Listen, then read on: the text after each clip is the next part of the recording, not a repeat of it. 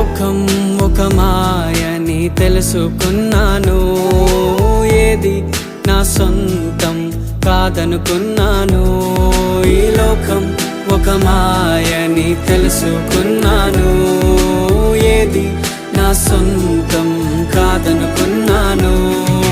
తప్పిపోయిన కుమారుని నేనైతే, నా కొరకై నిరీక్షించే తండ్రి నా యేసు. తప్పిపోయిన కుమారుని నేనైతే, నా కొరకై నిరీక్షించే తండ్రి నా యేసు. ఈ లోకం